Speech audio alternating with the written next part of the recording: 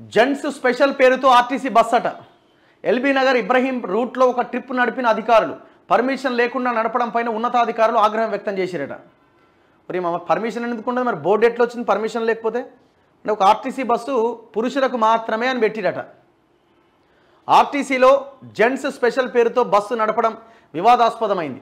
ఉన్నతాధికారుల అనుమతి తీసుకోకుండానే ఇబ్రహీంపట్నం డిపో అధికారులు చేసిరు. ఇది కింది స్థాయి అధికారులు గురువారం పురుషులకు మాత్రమే పేరుతో బస్సు నడిపారట.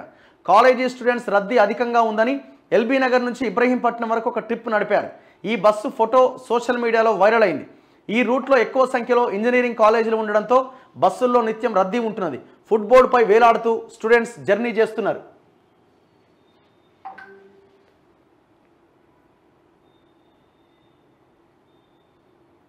ఏడుంది ఇది?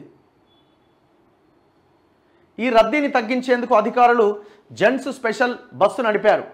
అయితే దీనిపైన మహిళల అభ్యంతరం చెప్పడంతో ఒక ట్రిప్ నడిపిన తర్వాత బస్సు ఆపేసిరట. దీనిపైన ఆర్టీసీ ఉన్నతాధికారులను వివరణ కోరగా జెంట్స్ స్పెషల్ పైన ఎలాంటి నిర్ణయం తీసుకోలేదన్నారు. అలాంటి బస్సులు నడపాలని ఆదేశాలేవీ లేవన్నారు. అనుమతి తీసుకోకుండానే బస్సు ఎలా నడుపుతారని డిపో మేనేజర్ పైన ఉన్నతాధికారులు ఆగ్రహం వ్యక్తం చేశారు. దీంతో అది పాత ఫోటో అని, జెంట్స్ స్పెషల్ బస్సు నడపలేదని డిపో అధికారులు మాట మార్చిరట. హైదరాబాద్లో మహిళలు విద్యార్థినులు ఇబ్బంది పడుతున్న నేపథ్యంలో కొన్ని రూట్లలో ఇప్పటికే లేడీస్ స్పెషల్ బస్సులు నడుపుతున్నారు. వీటి సంఖ్య పెంచాలని ప్రపోజల్స్ వస్తున్న బస్సుల కొరత కారణంగా ఆర్టీసీ పెంచట్లేదు. త్వరలో కొత్త బస్సులు రాబోతున్న నేపథ్యంలో వీటి సంఖ్య పెంచాలని ఆర్టీసీ ప్లాన్ చేస్తున్నదట. ఏదో ఆయన డిపో మేనేజర్ పాపం ఆయన ఏదో ప్రయత్నం చేయాలనుకున్నాడు, చేయనీయొచ్చు కదా, ప్రయోగమే కదా.